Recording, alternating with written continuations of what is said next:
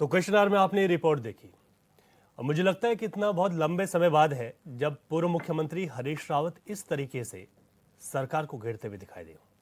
हरीश रावत लगातार सरकार के कुछ मुद्दों पर बोलते हुए दिखाई देते हैं, लेकिन आज जो प्रेस कॉन्फ्रेंस उनके आवास पर थी उसमें उन्होंने तमाम प्रदेश के मुद्दों को एक साथ जोड़ते हुए बीजेपी पर काफ़ी प्रहार किए, कटाक्ष भी किए।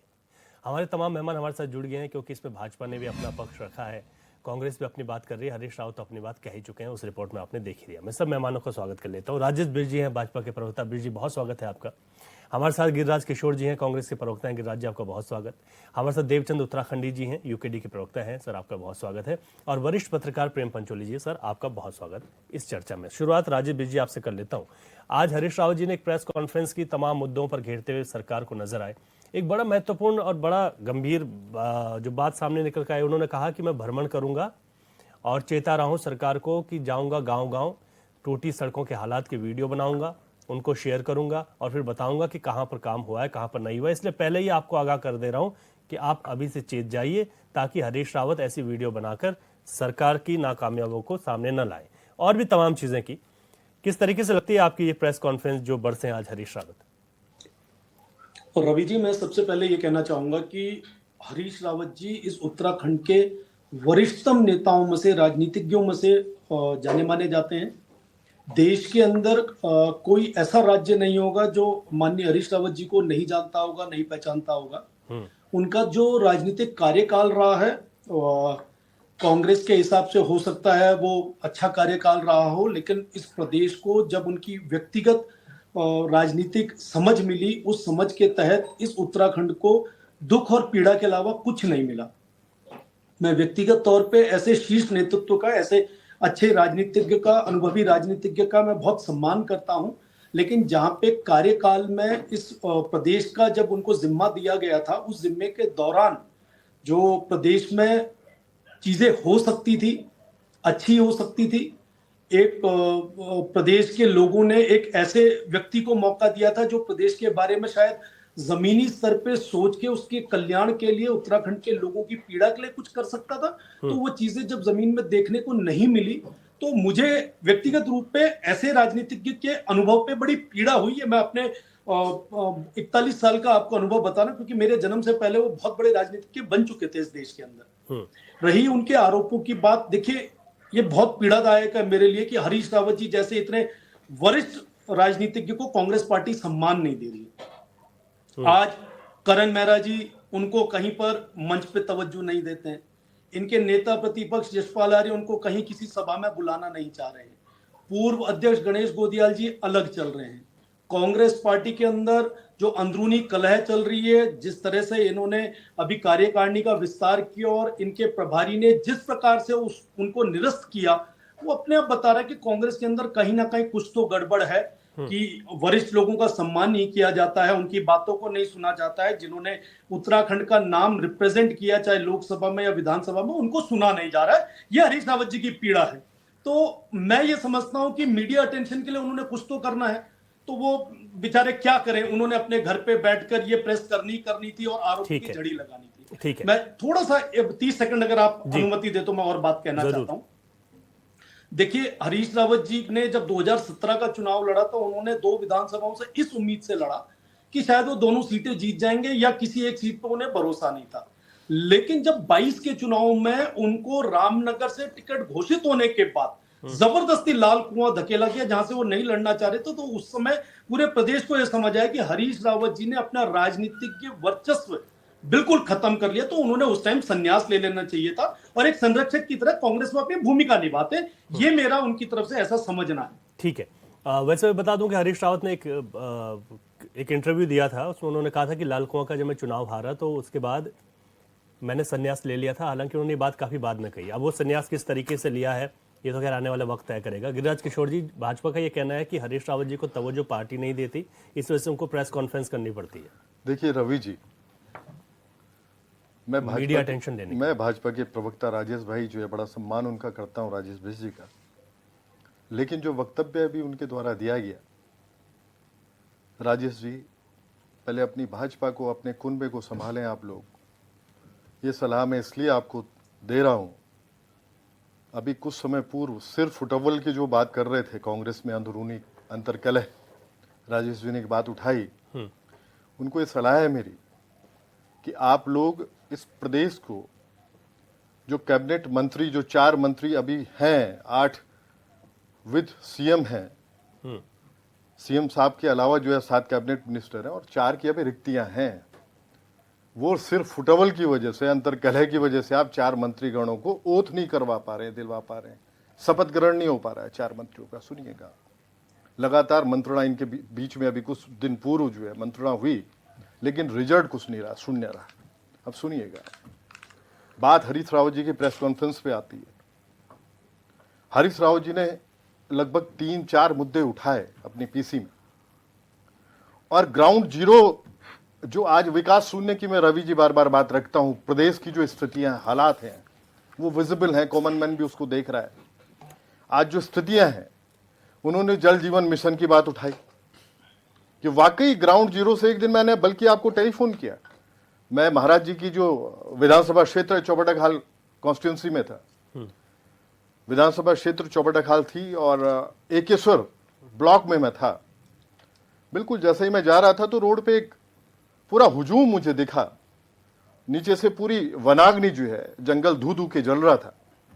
तो गांव है वहां पे एक पातल, उसके ग्रामीण सड़क पे थे। आपसे मैंने उस दिन बात भी की फोन पे कि क्या कंडीशन है।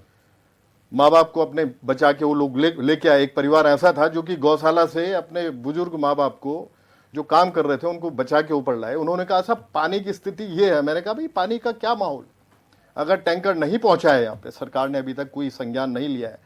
पटवारी की बात मैंने रखी तो पटवारी का तो मतलब ही नहीं साहब, पटवारी को तो फोन भी करेगा तो शराब पिए हुए होता है। अब सुनिएगा, इस तरह की छोटी छोटी बातें जो होती हैं, आज इस बात को इसलिए मैं लेके आ रहा हूं कि जल जीवन मिशन के द्वारा वो भी जल हर घर नल जो इनकी एक पॉलिसी है, उसके तहत पानी नहीं है।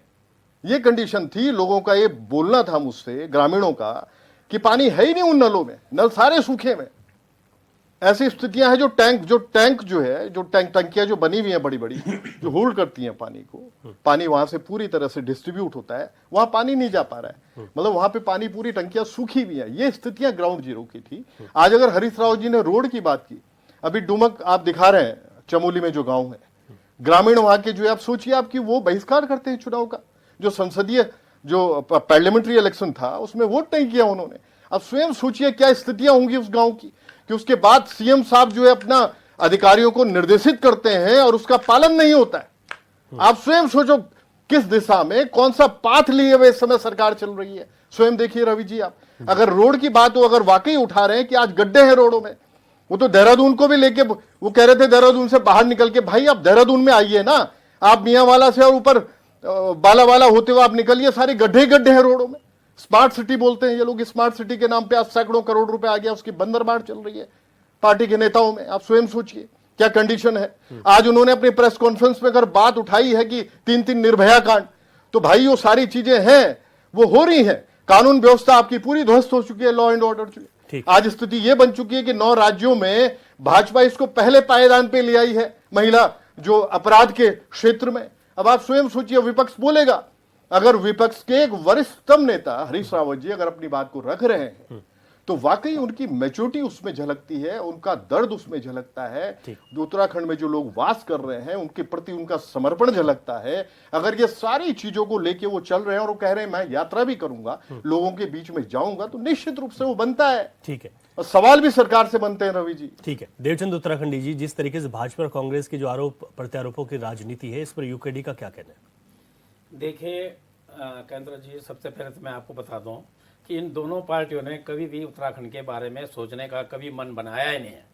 अभी जो बात आज माननीय हरीश रावत जी कह रहे हैं, बात में सत्यता तो ये है कि वास्तव में रोडों की स्थिति खराब है। मैं रोड पे ही बात करूंगा, मैं नहीं बताऊंगा कोई सन्यास ले या कोई सन्यासी बने, मैं वो बात नहीं करूंगा। मैं सिर्फ रोडों की बात करूंगा कि जो बार बार बीजेपी की जो वर्तमान सरकार पिछले 7 सालों से बोल रही है, कनेक्टिविटी कनेक्टिविटी कनेक्टिविटी बोलती रहती है हर उसमें, उस कनेक्टिविटी से ही आज इस सड़क से जो बात आ रही है, जो अपराधों से बात आ रही है, उस वास्तव में ये जो हो रही है ये सिरों पर चढ़ गई है, सिर से ऊपर चढ़ गया है।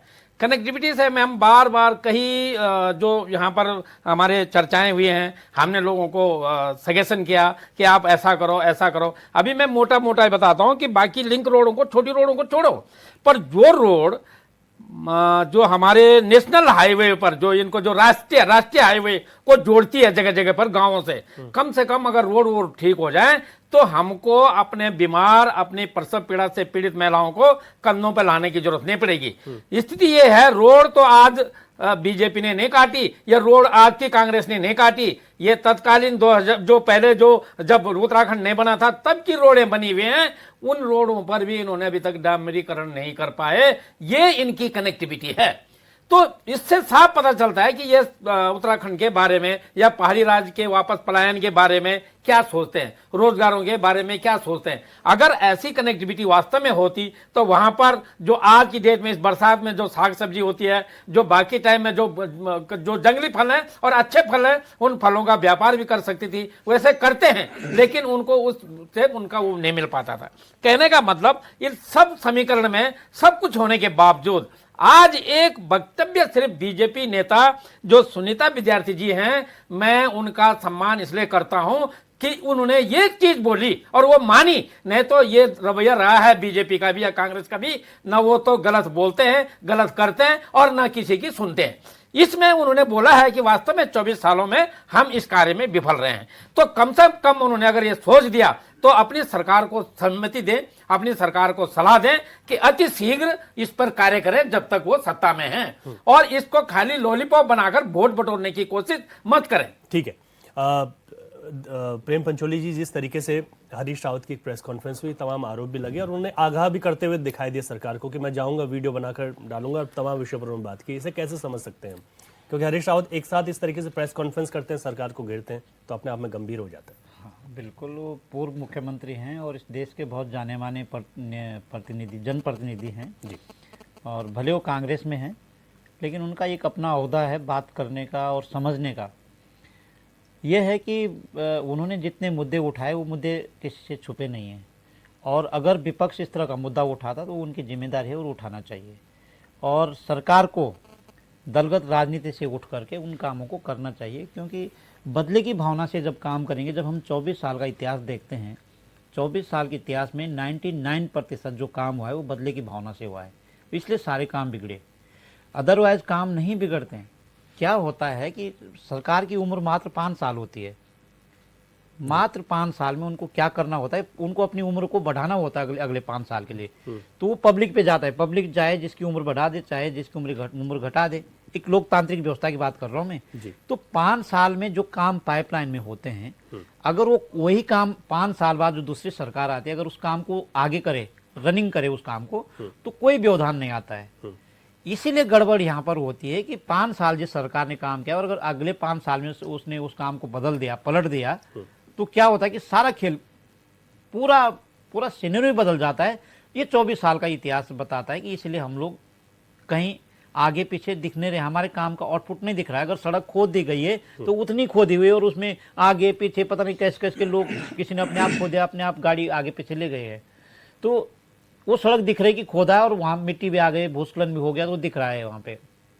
अगर टनल बन गए तो आधी अधूरी बन गई है। अगर कुछ सड़कों में गड्ढे आ गए तो उसको उसमें टल्ले लगा दिए गए हैं। और दूसरे ने बोला कि नहीं छोड़ो ना यार, ये जब हमारी बारी आएगी तब हम करेंगे।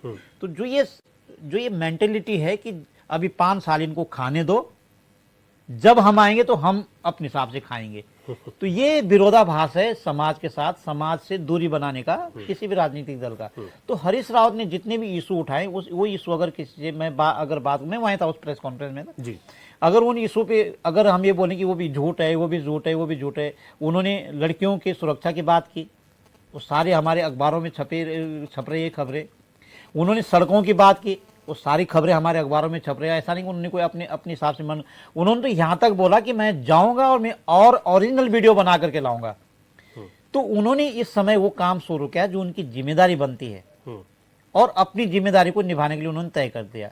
रही दूसरी चुनाव और ये सब चीजें की बात, उन्होंने पहले अभी फेसबुक पेज में आकर उन्होंने बोला कि मैं अब कोई चुनाव नहीं लड़ूंगा। तो किसी भी राजनीतिक दल में अपने को आगे करने के लिए, वो नंबर ऊपर नीचे बढ़ाने के लिए आदमी कुछ भी करता है। बहुत स्ट्रगल करता है कि मैं कहाँ मुझे टिकट मिले, मैं कैसे आगे आऊँ। और अगर हरीश रावत जी ने इस बात को उठाया है तो मुझे विश्वास है, क्योंकि धामी जी ने एक दिन बाकायदा मीडिया के सामने कहा, मैं वहीं था उस समय, और ये बोला कि वो हमारे गार्जियन हैं, बहुत सीनियर हैं, बहुत बुद्धिजीवी हैं, मैं उनको निराश नहीं होने दूंगा। अगर वो किसी अच्छे काम को हमारे पास लाते हैं तो मैं उस काम को पूरा करने की कोशिश करूंगा। तो अच्छा है कि उन्होंने कुछ मुद्दे उठाए, और मुझे लगता है कि धामी जी उन काम को सॉर्ट आउट करेंगे। अगर उनको गार्जियन और उनको इस तरह का मानते हैं कि वो बहुत सीनियर हैं, और सीनियर का भी और उम्र का भी तकाजा और उनके अनुभव का तकाजा रखते हुए, तो धामी जी को उस काम को करना चाहिए, क्योंकि उन्होंने खुद वक्तव्य दिया है। ठीक है राजेश जी, जिस तरीके से हरीश रावत की जो तमाम आज जो सवाल थे सरकार को लेकर, उन सभी चीज़ों को झुठलाया नहीं जा सकता, क्योंकि सब जानते हैं कि इस तरीके की चीज़ें हैं। ठीक है, वो विपक्ष में हैं तो अपनी भूमिका भी निभाएंगे साथ में, लेकिन वरिष्ठ नेता हैं, तो ऐसे में भाजपा की कितनी जिम्मेदारियां बन जाती हैं? रवि जी, मैं इसमें ये कहना चाहूंगा, भारतीय जनता पार्टी जिस प्रकार से 17 से 22 के टेन्योर में जो काम जिम्मेदारी से किया है, उसका ही नतीजा और उसका ही परिणाम दिखता है कि 2022 और 2024 में नतीजे क्या थे।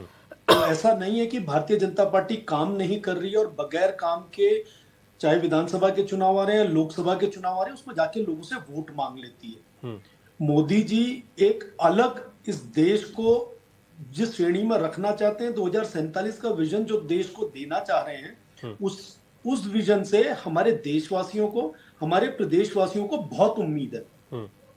कांग्रेस का शासनकाल चाहे प्रदेश में रहा या देश में रहा, उसकी विफलता की जितनी बात करें, या उसकी अगर घोटालों की, भ्रष्टाचार की, अपराध की, अपने नेताओं को बचाने की, सड़क, बिजली, पानी, शिक्षा, अस्पताल, अगर ये सबको एक श्रेणी में रखे, तो 65 साल में किए हुए दुर्भावना से या देश के अहित में किए हुए कामों की तुलना अगर हम 7 साल के उत्तराखंड से करेंगे तो ये बिल्कुल बेमानी होगी। ठीक है, हरीश रावत जी आज 2 वर्षों के अंदर अगर उन्हें लग रहा है इन सब कामों के लिए जाना पड़ रहा है, तो आप 17 से 22 के बीच में क्या कर रहे थे? मैंने जिस प्रकार से कहा कि उनकी क्रेडिबिलिटी अब उत्तराखंड के कांग्रेस पार्टी के अंदर जो नहीं रही है, इसकी पीड़ा उनके मन में, तो वो चाहते हैं कि मीडिया अटेंशन तो कम से कम एक्स सीएम को मिले, और एक्स सीएम के अलावा कोई और प्रतिनिधित्व उनके पास नहीं है अभी, जिसकी वजह से वो लोगों के बीच में किस उद्देश्य से जाएंगे, तो उद्देश्य ये उठाना ही पड़ेगा। ठीक है गिरिराज जी, देखिए सवाल कुल मिलाकर ये है कि भाजपा फिर वही बात कह रही है कि अगर हम काम नहीं करते तो फिर 17, 22 और 24 के जो परिणाम थे वो हमारे पक्ष में क्यों होते? रवि जी, एक तो हरीश रावत जी के भविष्य की भाजपा चिंता छोड़ दे, उनको अटेंशन मिल रहा है नहीं मिल रहा है, पार्टी के वरिष्ठतम नेता हैं और निश्चित रूप से पूरी अटेंशन उनको पार्टी देती है। इसमें कहीं आपको चिंतित होने की जरूरत नहीं है भाजपा को। ठीक है, जहां तक सवाल घोटालों का हो, आज स्वयं सोचिए, आपकी माननीय हाईकोर्ट जो है एक सख्त टिप्पणी एक जो है कैबिनेट मिनिस्टर के लिए करता है उत्तराखंड में, विजिलेंस को उसमें जो है बोला जाता है कि भाई आप जांच के लिए इनिशिएटिव लें। सीएम साहब के पास विजिलेंस जाती है। आज जो स्थितियां आपको बताऊं मैं, आज सुनिएगा आप, जहां तक घोटाले की उन्होंने बात की कि आज आय से अधिक संपत्ति के मामले में इतनी सख्त टिप्पणी कोर्ट की तरफ से, और आप उस मंत्री को आज भी बनाए हुए आप उसको बर्खास्त ही नहीं कर रहे हैं, मंत्री को, मिनिस्टर को, मुखिया जो है इस प्रदेश के। आप स्वयं सोचिए, जीरो टॉलरेंस की बात करते हैं, भ्रष्टाचार मुक्त प्रदेश बनाने की बात ये लोग रखते हैं। आज जो बार बार मैं बात रखता हूं कि देहरादून को स्मार्ट सिटी बनाने के नाम पे, आप स्वयं सोचिए क्या स्थितियां इन्होंने इस देहरादून की बना रखी है। सैकड़ों करोड़ रुपए जो आ रखा है, बंदरबाट उसकी चल रही है। मतलब बोलने को कुछ भी आप बोले, स्पीचेज आप भाषण पे भाषण दे, क्लेरिफिकेशन पे क्लेरिफिकेशन दे। दूसरी चीज एक और रखना चाहूंगा, अभी देवचंद उत्तराखंडी जी, आपको भी मैं जवाब देना चाहूंगा, आपने इंकित किया कांग्रेस को भी, आप पहले अपने कुनबे को संभालें। आप लोगों को जब जब अपॉर्चुनिटी मिली, सुनिएगा, यूकेडी वाकई इनके जो पुरोधा थे इंद्रमणि बडूनी, आज यूकेडी पूरी तरह से उस पर पलीता लगाने पे लगी हुई है। सुन लीजिएगा, आपको जब जब अपॉर्चुनिटी मिली, जब तक आपके असेंबली में आपकी पार्टिसिपेशन हुई, काशी सिंह आर्य के रूप में हुई हो, चाहे दिवाकर भट्ट के रूप में हुई हो, आप ये सोचो कि ये लोग जो है अपॉर्चुनिटी को देखते हुए कभी भाजपा, कभी कांग्रेस, कभी कहीं, आपने पूरी आइडियोलॉजी जो थी वो इंद्रमणि बडूनी, वाकई जो है पृथक राज्य जब मिला तो उससे पहले जो आंदोलनरत थे ये लोग थे, क्षेत्रीय दल होना चाहिए राज्य में, निश्चित रूप से हम लोग भी चाहते हैं कि क्षेत्रीय दल हो। ठीक है। और उत्तराखंड क्रांति दल जो है, आप अपने कुनबे को पहले संभालें, ठीक, उसके बाद आप बाकी राय रखा करें आपका जो बाकियों के बारे में। मैं राष्ट्रीय आऊंगा दलों देवचंद के उत्तराखंड जाऊंगा। आपका जो भ्रष्टाचार वाला आपका आरोप था कि सरकार काम नहीं कर रही है, राजेश जी जवाब दे दीजिए इस पर, फिर आगे बढ़ते हैं। मैं सिर्फ ये कहना चाहता हूं रवि भाई कि मुझे कांग्रेस पार्टी की मंशा पे और ईमानदारी पे कोई सवाल नहीं है। जब मुझे इस प्रदेश के वरिष्ठ नेता और हरीश रावत जी की बात आती है तो मुझे अचानक 2013 में जो आई आपदा, जिसमें हजारों करोड़ का घोटाला, स्कूटर के में भर भर के, कार की टंकी के बराबर के तेल के घोटाले, अन्य समूचे घोटाले पुनर्निर्माण के नाम पर किए जाते, तो मेरा सवाल वहां पे लाजमी हो जाता है कि आप बोल क्या रहे। जब मैं 2016 का वो दौर देखता हूं जब हरीश रावत जी मुख्यमंत्री थे और मुझे दिखाई देता है कि एक स्टिंग चल रहा है, 500 करोड़ में वो विधायकों को खरीद फरोख्त कर रहे हैं और उस पर एक एफआईआर दर्ज होती है 25 अप्रैल 2016 को, तो मेरे मन में इनके प्रति जो ईमानदारी ये बात कर रहे हैं उसका जो ये भाव कर रहे हैं, वहां पे प्रश्न चिन्ह लग जाता है। तो मेरा इनसे कोई ऐसा विरोध नहीं है, इनके हरीश रावत जी से कोई विरोध नहीं है, लेकिन जो ये इतिहास के पन्नों का अगर आप पलट कर देखते हैं उसमें इनकी चीजों को, इनकी ईमानदारी को, इनके विकास के जो मॉडल को आप देखते हैं तो आपको समझ आ जाएगा कि इनकी फेहरिस्त, जिस व्यक्ति के बारे में बात कर रहे हैं, वो कितनी पक्की फेहरिस्त है। वो ठीक है, विचारधारा अलग बात है, लेकिन जो आपके द्वारा किए गए कुकर्म हो उसको तो नकार नहीं सकते हैं आप। अच्छा ठीक है, देवचंद आज आप उत्तराखंड, बेल में है इस प्रदेश के अंदर। ठीक है, देवचंद उत्तराखंडी जी। जी, सबसे पहले तो मैं ये बताऊं कि जब कभी भी सब्जेक्ट आता है तो सभी बोलता है अपने कुनबे को संभालो। कांग्रेस बोलते हैं बीजेपी को अपने कुनबा संभालो, हमारे को अपना वो इक्विटी को बोलते हैं हमारा कुनबा संभालो। हमारा बहुत छोटा, हमारा छोटा बहुत छोटा कुनबा है, कुनबा बढ़ाना है, हाँ, संभालना नहीं है। हाँ, मतलब मेरा मानना। हाँ जी, तो नहीं संभालने की बात जब आ रही है, सभी बोल रहे हैं, तो जब बात है भाई एक दूसरे में, आप कुछ क्यों ढंग से अपना काम करो। अब दूसरी बात एक आती है कि हमारे को पूछते हैं कि भाई जब उधर से बच गए उधर गए। अरे हमारे मंत्रियों ने सरकार बचाने की कोशिश कर, वहां पर अपने मुद्दे रखे थे, लेकिन उस टाइम भी बीजेपी और कांग्रेस ने दोनों ने वो मुद्दे नहीं माने। आंशिक मुद्दा नारायण तिवारी ने माना था, भूमि में कृषि भूमि किसी को नहीं देनी, सिर्फ 225 या 180 मीटर जो जमीन देकर मकान के लिए देना था, उसको त्रिवेंद्र सरकार और बीजेपी ने समय समय में पलटते उसको उल्टा कर दिया। चलो मैं उस बात पे नहीं आता, आज तो सिर्फ भ्रष्टाचार और जो बीजेपी की विफलता की बात हो रही है, मैं उस पे आ रहा हूं। बात ऐसी है कि मैं निवेदन चाहूंगा कि आप ये मत बोलो कि कांग्रेस ने तब वो किया था तो इसका मतलब इतने करने की हमको छूट है, ये चीज नहीं होनी चाहिए। रवि जी अगर मैं गलत बोल रहा हूं तो आप बताओ। आपको स्पष्ट होना चाहिए कि हम जो नहीं करना है जनता के लिए, जिसने जो कर दिया उसको गुनाह को बताते हुए अपने गुनाहों को छिपाने की कोशिश न की जाए। हम कब बोल रहे हैं कि कांग्रेस ने नहीं किया। अभी दूसरी बात और अभी आते हैं कि अभी देख लो जो आज राउत जी ने जो बताया है कि 3 निर्भया हुए हैं, उस निर्भया केस में अगर जो हत्या जिसकी हुई, अब जिसने की उसको छोड़ करके अगर हम ये देखें कि रेणु बिष्ट ने एक अपने राज्य दर्जा के मंत्री के आर्य जी का रिसोर्ट तोड़ दिया, उस पर कोई वो नहीं है।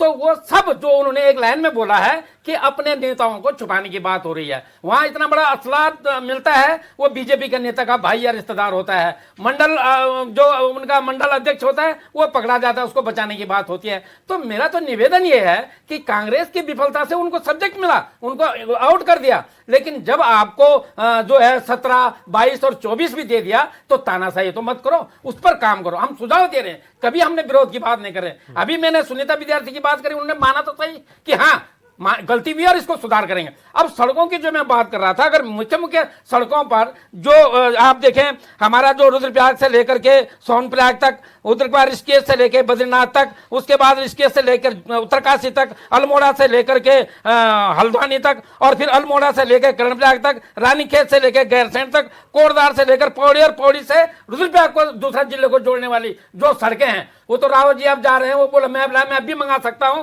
कि उन रोडों की क्या जर्जर हालत है। मैंने एक बार खुशी जाहिर की थी कि जब अभी केदारनाथ के इलेक्शन के लिए ये जो 5 दर्जाधारी मंत्री वहां जा रहे हैं, तो जब इन सड़कों में जाएंगे तब तो कुछ करेंगे, लेकिन मेरे ख्याल लगता है कि तक वो गए भी नहीं है, नहीं उनकी कोई रिपोर्ट आई है, नहीं कोई वो सुझाव देंगे। अरे इसमें यह तो मानो कि हरीश रावत जी की बात जिस प्रकार से धामी जी ने स्वीकार की है, उस प्रकार से यहां पर तो बता दो कि हम करने के लिए इसकी बात पहल करेंगे। अच्छा ठीक है, शॉर्ट में जवाब ले रहा हूँ राजेश जी, उसके बाद पंचोली जी पे जाऊंगा शॉर्ट में।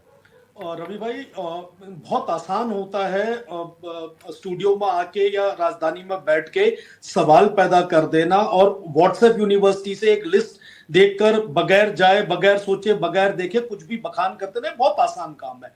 मैं आपको ये बताता हूं कि आज भी अगर आपकी लिंक रोड भी अगर बरसात के कारण थोड़ी देर के लिए भी बाधित हुई है, आप आपदा केंद्र में फोन कर रहे हैं तो 1 घंटे के अंदर जेसीबी आकर उस रोड को साफ करने का काम करिए। ये सरकार के द्वारा जो काम किए जा रहे हैं उसके बारे में बात नहीं होगी।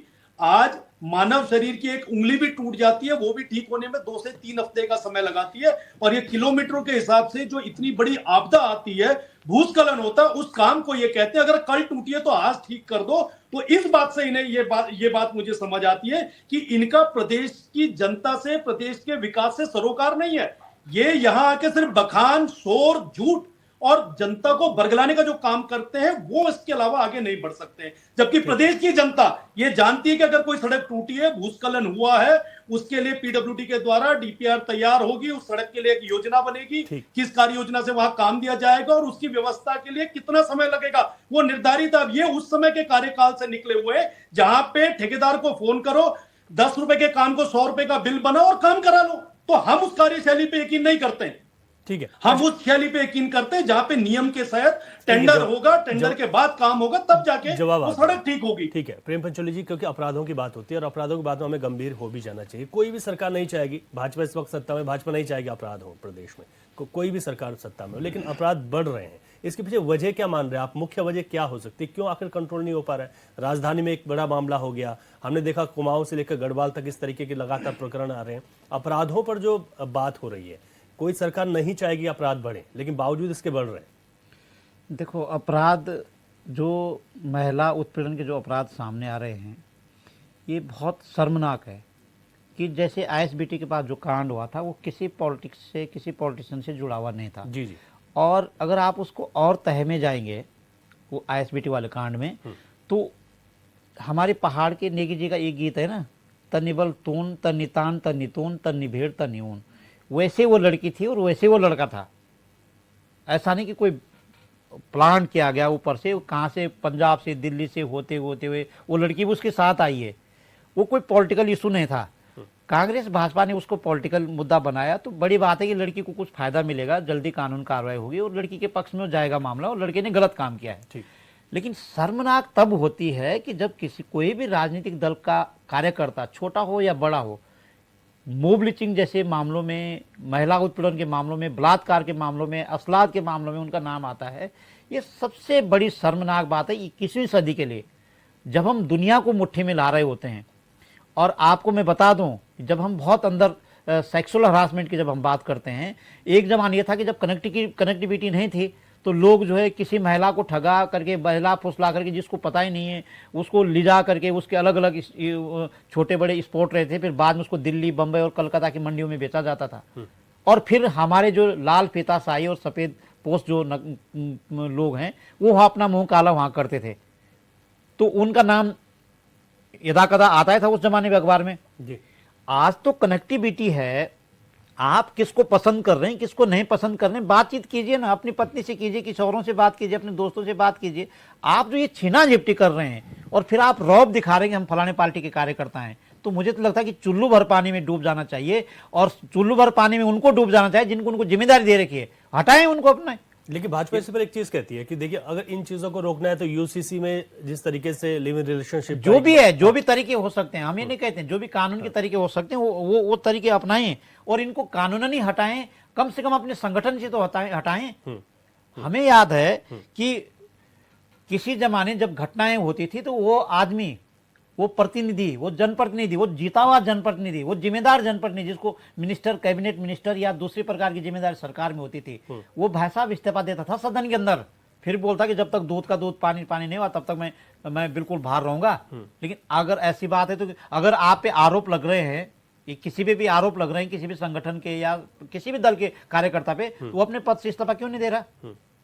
अगर इस्तीफा तो दे दे, एक बार बता दे कि भाई ठीक है, मैं आ रहा हूं, जांच कीजिए मेरी, ये मेरे पे आरोप क्यों लग रहे हैं। तो कहीं ना कहीं दाल में काला है। और मैं उदाहरण देकर के कह सकता हूं कि सदन के अंदर जिनको हम सामने से जानते हैं, जब अफीम का बड़ा उत्तराखंड से बड़ी रिपोर्टें आई है, टाइम्स ऑफ इंडिया में, नवभारत टाइम्स और अखबार के मीडिया के लोगों ने, अब आज हमारे बीच में है नहीं, नवीन नौटियाल जी और कुंवर परसों जी ने उन रिपोर्टों को लिखा, तो आखिरकार जो है गुलाब सिंह जी तब मंत्री हुआ करते थे और सदन के अंदर उन्होंने इस्तीफा दिया, लखनऊ के सदन के अंदर, और उन्होंने कहा कि दूध का दूध पानी का पानी, मैं इसमें इन्वॉल्व नहीं हूं। तो उसका जो भी निर्णय आया, जिनके पक्ष में भी आया, आज इतिहास में दर्ज है। और यही नहीं, जब राज्य बना उसके बाद मोना सिंह चौहान पे भी तरह तरह के आरोप लगे, उन्होंने भी इस्तीफा दिया। ये भाजपा से जुड़े हुए लोग हैं, मोना सिंह चौहान भी भाजपा का आदमी है, चुनाव इस्तीफा दिया और जब दोबारा चुनाव हो तो दोबारा जीत के आए, वो होती बात। तो मैं कहता हूं, अगर आप एक छोटे से संगठन में हो, आप जीते हुए नहीं है, आप जीते हुए पदाधिकारी नहीं है, आपको 50 लोगों 10 लोगों ने बनाया आपको पदाधिकारी। कई मैं देखता हूं कि राजनीतिक दलों में अध्यक्ष फध्यक्ष बनते, फॉ करके जो बनते हैं, जो इस तरह का ओवर एक्शन करते हैं, इनको भी शर्म आनी चाहिए कि हमें ओवर एक्शन नहीं करना है, हमें जनता ने नहीं जिताया। अगर आपको किसी पार्टी ने जिम्मेदारी दे रखी है तो आप इस्तीफा दो ना एक बार, जनता को दिखा दो क्यों मेरे पे आरोप लगा रहे हैं। और मैं कह रहा हूं टेक्नोलॉजी है यार, आपको ऐसा नहीं है, ये ह्यूमन बीइंग है। कोई किसी को पसंद करता, कोई किसी को पसंद करता है, तो जो जिसको पसंद करता है अपनी पसंद से जलेबी पकौड़ी लड्डू जो भी को आप खाना चाहें खाएं। पर इस तरह से जो छीना झिपटी हो रही है इस प्रदेश में ना, उस पर तो वो तो सवाल सही करने। फिर हरीश रावत जी बुजुर्ग आदमी है, बहुत सीरियस, बहुत सीनियर आदमी है, ठीक है, और उन पे इस तरह के आरोप तो कभी लगे नहीं बेचारों पे। देखो उन्होंने, उनकी एक लंबी पारी है राजनीति की, बहुत लंबी पारी है, इस तरह के आरोप हमने तो नहीं सुना उनके बारे में। तो अगर वो व्यक्ति कह रहा है तो इस पे आना चाहिए। दूसरा मैं ये कहना चाहता हूं कि हमारे देश में इस तरह के ये इतिहास में और ये उदाहरण है हमारे पास। दूसरा मैं ये कहना चाहता हूं कि जब हम विकास की बात करते हैं, जिस विकास के पे सवाल हमारे हरीश रावत जी ने उठाया, पूर्व मुख्यमंत्री जी ने उठाया, आप देखिए, आप पूरा देश का भ्रमण कीजिए, पूरे देश भर में जो स्मार्ट सिटी बनी है, आप अहमदाबाद जाइए गुजरात के, भाई साहब 1 रुपए का भी हिसाब मिलता है वहां, देखने लायक है, पूरी दुनिया के लोग देखने आ रहे हैं वहां पे। लेकिन हमारे देहरादून की स्मार्ट सिटी क्यों गड़बड़ हुई? किसने गड़बड़ की? मोदी जी ने तो नहीं की ना गड़बड़। मोदी जी ने तो बेचारों ने बोला भाई अच्छा करो काम, वो दिया उन्होंने। तो इनको शर्म आनी चाहिए, जो जिम्मेदार लोग हैं। 24 साल का ये आउटपुट हमारा, 24 साल में महिला उत्पीड़न के केस ज्यादा बढ़े, 24 साल में सड़कों में गड्ढे नहीं, गड्ढों में सड़कें बनी, है ना। 24 साल में जिन पे आरोप लगे उन्होंने इस्तीफा नहीं दिया। अरे दोनों इस्तीफा दिखाओ ना एक बार पब्लिक को कि हाँ मैं इस्तीफा देता हूं, मेरे पे आरोप लग रखे। कि इस्तीफा इसलिए नहीं देते ना कि जो लॉ एंड ऑर्डर है उसको प्रभावित नहीं किया जा सकता। जब आप इस्तीफा देंगे तब आप कुछ नहीं है, तब आपके लिए कोई प्रोटोकॉल नहीं है जी। तो कहने का मतलब ये है कि आप ये नैतिकता भी होनी चाहिए। ये नैतिकता जब तक कोई भी पॉलिटिकल लीडर नहीं सीखेगा, तो मुझे लगता है कि कोई राजनीतिक कार्यकर्ता नहीं, राजनीतिक कार्यकर्ता कोई खराब नहीं होता, वैसा आप ग्रास रूट से सीख करके आता है। वो गांव में वार्ड मेंबर से भी बात करता है, मुख्यमंत्री से भी बात करता है, चपरासी से भी बात करता है, आईएएस ऑफिसर से भी बात करता है, वो बन के आता है। लेकिन मुझे लगता है कि जो इस तरह से इस समय जो हमारे जो इस तरह से ऊपर से जो ये कार्यकर्ता बने हुए हैं, मुझे लगता है कि सभी दलों को, कांग्रेस भाजपा यूके जो तमाम दल हैं, उनको अपने कार्यकर्ताओं को थोड़ा प्रशिक्षण भी देना चाहिए। और जिस कार्यकर्ता पे इस तरह के आरोप लगते हैं भ्रष्टाचार के, उत्पीड़न के, उनको पहले इस्तीफा देना चाहिए। बिल्कुल, नैतिकता के आधार पर इस्तीफा देना चाहिए और बताना चाहिए पब्लिक को कि हम गलत नहीं है, हम सही है। बिल्कुल। गिरिराज किशोर जी, जिस तरीके से हरीश रावत ने कहा कि अब मैं खुद जाऊंगा ग्राउंड पर, सरकार की जो नाकामयाबी हैं उनको मैं दिखाने की कोशिश करूंगा, तो क्या पूरी तरीके से कांग्रेस रवि जी भी इस अभियान में उनके साथ दिखाई देगी? उनकी जो आज प्रेस कॉन्फ्रेंस आउट हुई, तो रवि जी ये तो जग जाहिर है कि एक पीड़ा जब होती है, एक वरिष्ठतम नेता जो है, जो वाकई कैबिनेट मिनिस्टर रहे हो, केंद्र में मंत्री रहे हो, मुख्यमंत्री रहे हो जी, बहुत सीनियर लीडर जी, बड़ा सार्वगर्भित बोलते हैं और बहुत नॉलेजेबल हैं। वो लगभग जो है, चाहे हॉर्टिकल्चर हो, चाहे विलेज टूरिज्म हो जिसका हम डिस्कस करते हैं, चाहे वो इंडस्ट्रियल ग्रोथ हो, पहाड़ों से जो रिलेट करती हैं चीजें, उसका नॉलेज भी वो रखते हैं। और ग्राउंड जीरो पे जो इस समय स्थितियां बनी हुई हैं उस पे उन्होंने अपना पीसी अपनी रखी। लेकिन एक बात मैं रखना चाहूंगा, भाजपा के प्रवक्ता जो अभी बोल रहे थे, हरीश रावत जी के कार्यकाल को उन्होंने गिनवाया 12 और 17 के बीच में लगभग विजय बहुगुणा रहे, 1 साल 1.5 सवा साल, उसके बाद वो आए, हरीश रावत जी हमारे मुखिया बने प्रदेश के। उनका जो कार्यकाल था रवि जी, मुझे तो आज भी याद है कि केदारनाथ में जो फ्लड था, आप देखो कितना विकराल रूप था, कितनी भयावह स्थिति थी केदार बाबा जो समय जो फ्लड आया था। आप ये सोचो कि हरीश रावत जी पैदल यात्राएं, उन्होंने 2 और 3 उन्होंने पैदल यात्राएं की।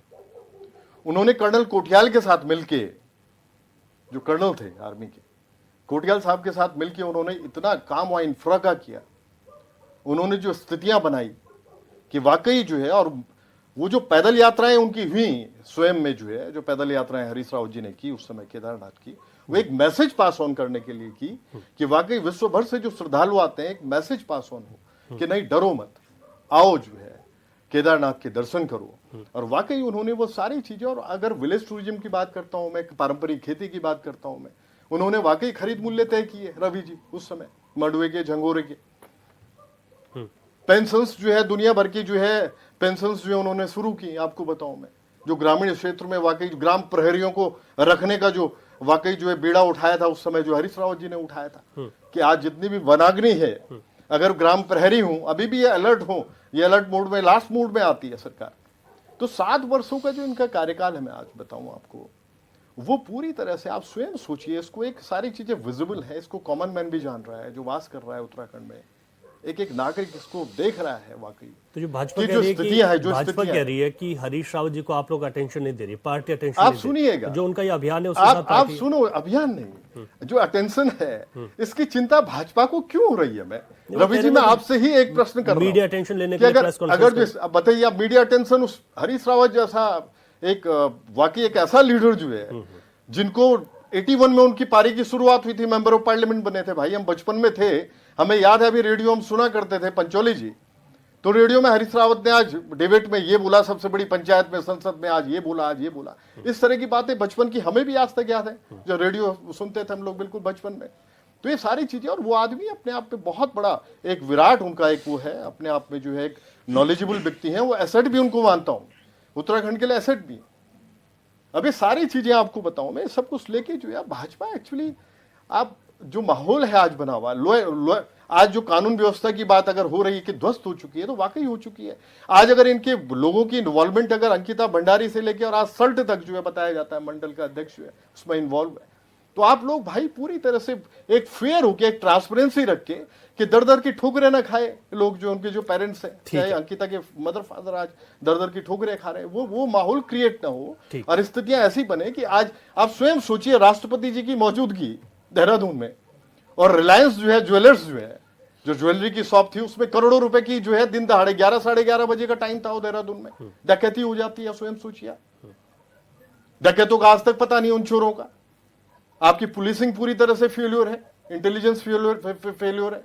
तो आप लोगों को भाई निश्चित रूप से सवाल बनेंगे, विपक्ष सवाल रखेगा, सवालों के जवाब आपको देने पड़ेंगे। ठीक है, आपको उस मुद्रा में आना पड़ेगा। आप सोई भी स्थिति में अगर होते हैं, सुप्तावस्था में होते हैं, तो विपक्ष का काम होता है कि भाई आपको जगाने का, तो जगाएंगे हम लोग। ठीक है, मैं शॉर्ट में सबसे फाइनल कमेंट ले लेता हूं। राजेश जी, जिस तरीके से देखिए, एक चीज है, आपने कहा कि हरीश रावत मीडिया अटेंशन लेते हैं, उन्होंने कहा हरीश रावत अपने आप में इतने विराट है, उनको इस बात की कोई आवश्यकता नहीं, और कानून व्यवस्था को लेकर सवाल एक बार फिर खड़े किए।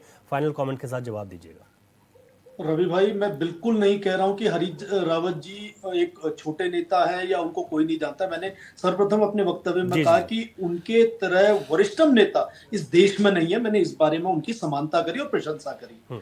दूसरी बात, ये अभी तक घोटालों की बात हो रही है, ये यहाँ पे भ्रष्टाचार की बात हो रही है। मैं कह रहा हूं कि आप 24 वर्ष के उत्तराखंड में अगर किसी की जानकारी में नहीं है, तो मैं थोड़ी बहुत जानकारी शेयर करता हूं, जितनी मेरी अक्ल बुद्धि है उस हिसाब से मैं कह देता हूं। 2002 से 2003 के बीच में जब उत्तराखंड के अंदर पटवारी घोटाला हुआ, उस पे आपका क्या जवाब है? 2002 से 2003 के बीच में इंस्पेक्टर भर्ती का घोटाला हुआ, उसमें आप क्या कहना चाहते हैं?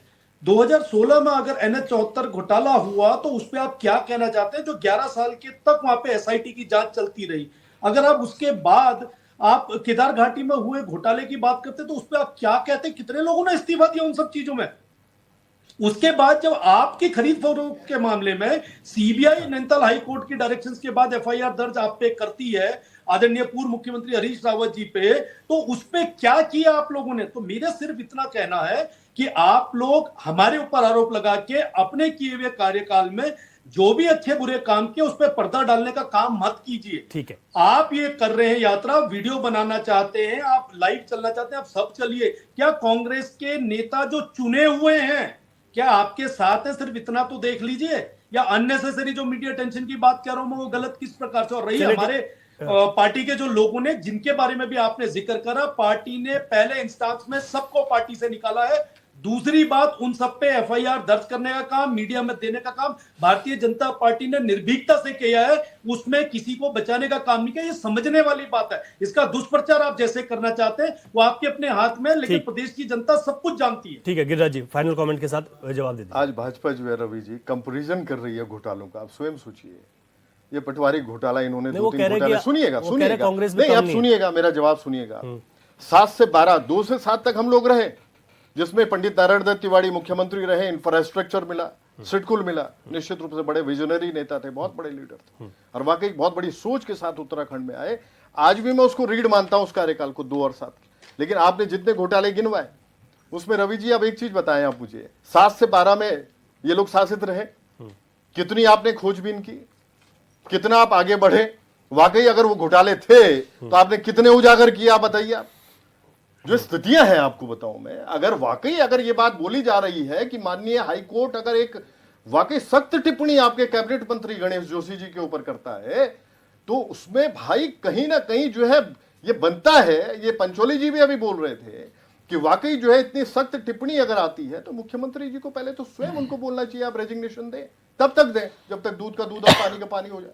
ठीक है, ये स्थितियां बनती हैं, ठीक है, ये माहौल बनता है। अगर बनता है तो आप साफ सुथरे हैं तो साफ निकल के आएंगे, लेकिन आप नहीं करेंगे उस काम को, ठीक है। अभी क्योंकि आपके इंटेंशन जो है नहीं, वो लेकिन clear है। इस पर कोई ना कोई निर्णय लेना होगा और उस पर क्या निर्णय लेते हैं देखने वाली बात होगी। देवचंद उत्तराखंड जी, शॉर्ट में फाइनल कमेंट। पहले तो रवि जी मैं ये बता दूं, फिर भी जो है यहाँ पर एक दूसरे के पार्टी के या उसके विचारधाराओं को छोड़कर व्यक्तिगत कटात मारने की कोशिश की जाती है, जो बिल्कुल गलत है। अभी यहाँ पर जो व्हाट्सएप यूनिवर्सिटी की बात हो रही थी, जितने मैंने मार्ग गिनाए, इन मार्गों पर मैं गया हूँ और मैंने इसमें डिप्लोमा मैनेजमेंट इन टूरिज्म करके मैं ये बात ला रहा हूं। और ये वो सड़कें हैं जो 2000 से पहले बनी है, उत्तराखंड राज्य बनने से पहले के बनी हुए। और ऐसा हम नहीं बोल रहे हैं कि अभी टूट गया अभी करो। मैं उस बात की करता हूं, मेरी एक सड़क जो गांव की, जिसको मैंने कई बार आपको बताया कि वो सिरोबगड़ जो मेन हाईवे का एक सब्स्टिट्यूट अल्टरनेट है, वो सड़क डुंगरीपंथ से खेराखाल जाती है और उसको बने हुए आज पूरे 40 साल हो गए, उस पर अभी तक डामरीकरण नहीं हुआ। और उसके बाद कई बार हमने मुख्यमंत्री पोर्टल पर लिखा और मुख्यमंत्री ने जब उस पर काम करो तो पीडब्ल्यूडी के अधिकारी बोलते हैं सर बस टेंडर पड़ गया है, लेकिन मुझे समझ में नहीं आ रहा वो आज तक नहीं पड़ा। कहने का मतलब पूरी भ्रष्टाचार। मैं ये नहीं बोलना कि अकेले बीजेपी, जो 24 सालों की बात जरा हमारी सुनीता विद्यार्थी जी ने जो बोला उस पर मैं कायम आ रहा हूं कि वास्तव में स्वीकार करो और काम करो। ठीक है, प्रेम पंचोली जी, फाइनल कमेंट। जी मैं तो ये कहना चाहता हूँ हम क्या कहेंगे, इसमें काम सरकारों ने करना है। मैं सिर्फ ये कहना चाहता हूँ कि 24 साल में हम लोग कुछ आउटपुट देखना चाह रहे थे। आउटपुट बहुत बड़ा नहीं है। सिरोबगड़ जो नासूर बन चुका है, जर्जेट जो नासूर बन चुका है, यमुनोत्री रोड पे डाबरकोट जो नासूर बन चुका है, ये अगर सुधर जाते तो आप 6 लेन बनाओ, 4 लेन बनाओ, ऑल वेदर रोड बनाओ, तो मुझे लगता कि शायद कुछ आउटपुट हमारे सामने, हम इनका नाम ही नहीं लेते। ये राज्य बनने से पहले से भी नासूर बने हुए थे और राज्य हमने इसीलिए मांगा था कि अगर अब हमारा राज्य होगा तो हम अपनी व्यवस्था अपने अनुसार करेंगे। बड़ी बात है। और इन्हें जो 74 में जो घोटाला हुआ था उसमें बहुत बड़े अधिकारी जेल गए थे, बाद की सरकार ने उनको बहाल कर दिया। तो खुद हम गलती कर रहे हैं, क्या करें। बिल्कुल आपने सही कहा कि जिस चीज़ के लिए राज्य मांग चीज़ आज भी नासुर है तो उस पर बहुत गंभीर विषय है। और मैं सबका शुक्रिया करूंगा, राजेश बिष्ट जी, गिरिराज किशोर जी, प्रेम पंचोली जी, देवचंद उत्तराखंडी जी, आपने चर्चा में भाग लिया और महत्वपूर्ण बातें आप सबने अपनी ओर से कही। हरीश रावत ने आज कई तरीके के आरोप लगाए थे, उस आरोपों पर ही हमने चर्चा की है। आने वाले वक्त में देखना होगा कि किस तरीके से सत्ता पक्ष इस पर काम करता है और विपक्ष किस तरीके से आगे भी घेरने की रणनीति जो तैयार की है उस पर कायम रहता है और किस तरीके से जनता इन तमाम चीज़ों को देखते हुए आने वाले वक्त में इसका हिसाब किताब देगी। क्वेश्चन आवर में अभी के लिए इतना ही, इजाजत दीजिए, नमस्कार।